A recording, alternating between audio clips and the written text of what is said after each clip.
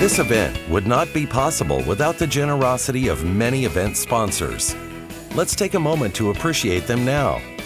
Thank you to Crab Dinner sponsor, Seal Right Paving. Dessert sponsor, Campos Brothers Farms. Virtual auction sponsor, Calviva Health. Brew sponsor, Full Circle Brewery. Platinum sponsors, B Sweet Citrus, Dutch Bros, JPL. Text to Give sponsor, AT&T. Gold sponsors, Agostini Restaurants Inc., Chuck Chansey Gold Resort and Casino, Fresno County District Attorney Lisa Smitkamp, Educational Employees Credit Union, Fresno State Athletics, Nicole and Colby Linder, Noble Credit Union, Producers Dairy Foods Inc., Sheriff Margaret Mims, and the men and women of the Fresno County Sheriff's Office, and Trina and Mike Rolfe. Media sponsors, ABC 30, MJR Creative Group, The Business Journal, and 93.7 KISS Country. Thanks again to our fantastic sponsors.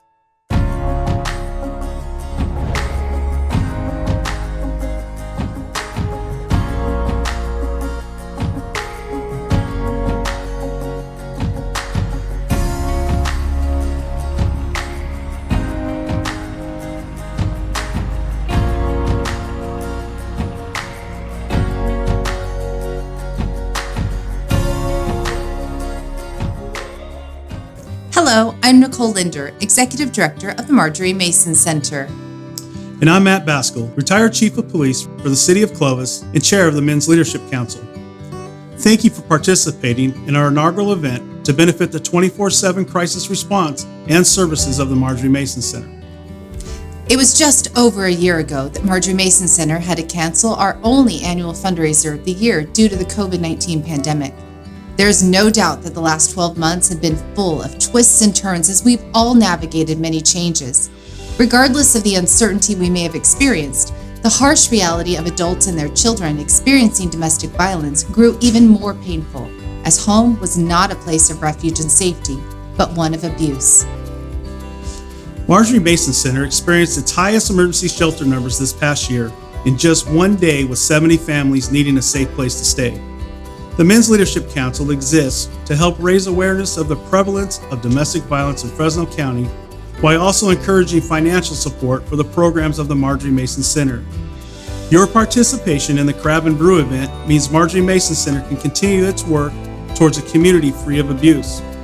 If you are interested in being part of the Men's Leadership Council, please contact the Marjaree Mason Center for details.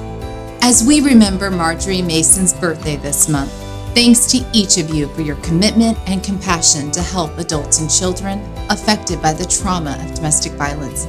I hope you enjoy your delicious crab dinner and give my most sincere thanks to the Men's Leadership Council, the Marjaree Mason Center Board, the many sponsors and donors, and all who made tonight possible. Now I invite you to continue watching for just a moment longer and meet former client Alicia and hear her incredible story of transformation. The father of my kids was a drug addict, and we were all afraid of him. I was scared, and so were my kids.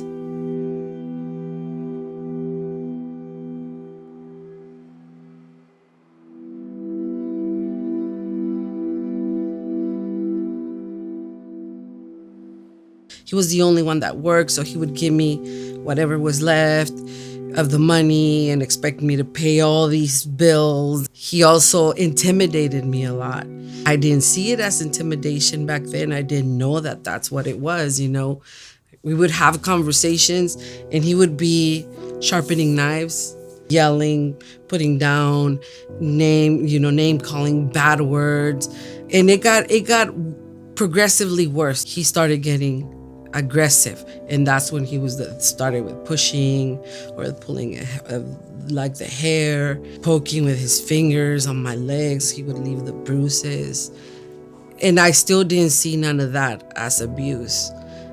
My kids, I think, were the turning point I was like, oh, it's only a matter of time before he hits them or tries to do something to them. He would go on binges.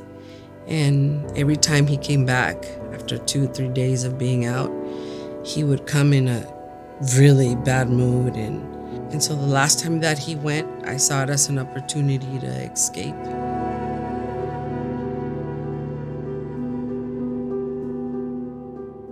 Leticia was the one that took us in, and she immediately, took care of my kids, and that made me feel almost immediately safe. Alicia came in very fragile. First thing she asked me was, do you accept voice?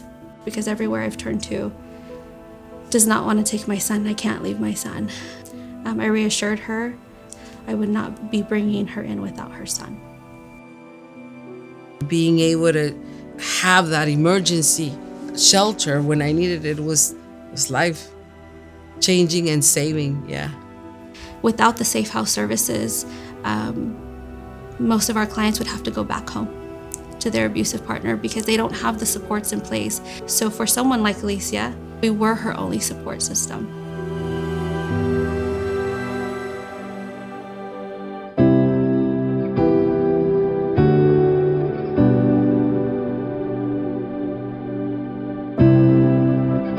They gave me a list of resources that they thought I would qualify for and that I should follow. And they referred me to Centro La Familia was the one that helped me with my legal situation here in the U.S.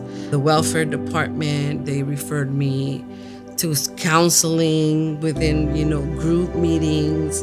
And she made sure to work with her case manager on whatever it is that she needed to do to get on her feet, which did take her through that whole entire process of emergency housing. And from there, we got her into a transitional setting, which gave her more time to get on her feet. And then soon after, she was able to get into her own place with one of our housing projects, where we were still able to financially support her and her kids until she was fully ready to be on her feet.